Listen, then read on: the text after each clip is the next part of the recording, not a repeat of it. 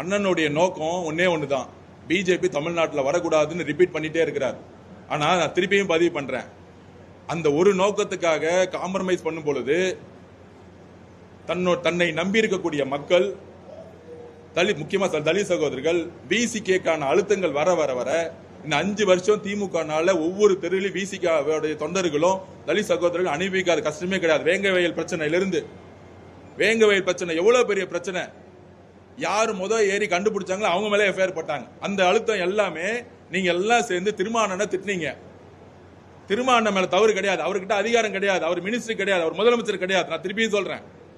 ஆனால் பிஜேபி வரக்கூடாதுன்னு ஒரு கூட்டணி வச்சுக்கிறதுக்காகவே அவருடைய அழுத்தத்தை அவர் ஃபேஸ் பண்ணிட்டு இருக்காரு. ஆனா முதலமைச்சரை பார்த்து எத்தனை பேர் அந்த கொஸ்டின் கேட்டாங்க? தலித் சகோதரருக்கு பிரச்சனை ஆச்சுன்னா உடனே திருமாவளவன், உடனே ராஜா அண்ணன் பார்த்து கொஸ்டின் கேட்கணும். ஆனா தலித் சகோதரருக்கு பிரச்சனை ஆச்சுன்னா முதலமைச்சர் பார்த்து யாரும் கொஸ்டின் கேட்க மாட்டாங்க. உதயநிதி ஸ்டாலின் அவர்கள் ஏன் அந்த அங்க போலன்னு கேட்க மாட்டீங்க? டெப்டி சிஎம் இருக்கிறார், ஏன் அங்க போலன்னு கேட்க மாட்டீங்க? வேங்கவேல் பிரச்சனைக்கு ஏன் இது வரைக்கும் உதயநிதி அவர்கள் போலன்னு கேட்க மாட்டீங்க? இந்த உளவியல் இருக்கு பாருங்க, இந்த உளவியல் மீடியா உளவியல் இருக்கு பாருங்க. பெண்ணுக்கு ஏற்பட்ட பிரச்சனைனா பெண்ணு தான் போகணும். அங்க தூத்துக்குடியில் பிரச்சனை ஆயிடுச்சுன்னா கனிமொழி மேடம் தான் அங்க போகணும். கனிமொழி மேடம் கோபத்தில் உள்ள விடணும். அட்லீஸ்ட் கனிமொழி மேடம் உள்ள போனாங்க, பிரச்சனை. ஆனா உதயநிதி அவர் போனாரா? டெப்டி சிஎம் இருந்துட்டு முதலமைச்சர் போனாரா? ஒரு 12ஆம் கிளாஸ் பொண்ணு ரேப் ஆயிருந்துச்சுன்னா போக கூடாது சட்டப்படி. ஆனா செத்து போன பிறகு போகாம இருந்த நாடு எந்த முதலமைச்சராச்சும் நீங்க பாத்திருக்கீங்களா? எந்த முதலமைச்சராச்சும் பாத்திருக்கீங்களா? இதுதான் எங்களுடைய வருத்தம், இங்கதான் எங்க வலி. இந்த முதலமைச்சர் செயல்படாம இருக்கிறாரு. நான் ஒரு முட்டாள் திட்டினேன், அதுக்கு நான் வருத்தப்படுறேன். ஆனா ஏன் திட்டினேன்? ஒரு பொண்ணு இறந்து ரேப் ஆகி 18 மணி நேரம் காவல்துறை போவே இல்லை. அந்த தகவல் கிடைச்சும் முதலமைச்சர் ஸ்டாலின் சார் இன்ன வரைக்கும் அவர் வீட்டுக்கு போல. அந்த அம்மா பார்த்து அழும்போது அந்த வலி வந்துச்சு. அதனால தான் நான் பேசினேன். ஒருத்தர் தனிப்பட்ட முறையில் திட்டுறது என்னுடைய நோக்கம் இல்ல. அந்த வலியை பார்க்கும்போது வழியில நான் பேசினது.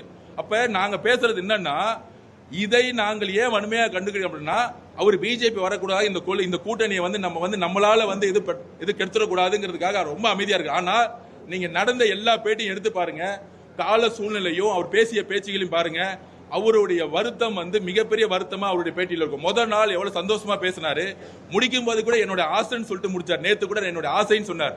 ஒரு 40 வருஷ டால் லீடர் ஒரு சிங்கிள் எம்எல்ஏ தொகுதி நிக்க கூடாதா? என்ன வழி?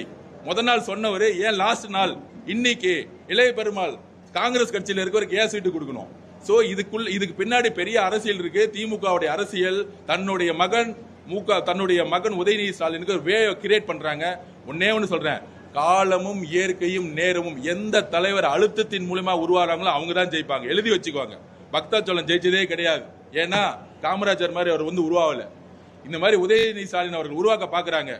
கண்டிப்பாக அவங்க அப்பா காலத்துக்கு அப்புறம் அவர் எம்எல்ஏ கவுன்சிலர் கூட ஆக முடியாது. அது காலம் உணர்த்தோ. அதை நான் இப்ப பதிவு பண்றேன்.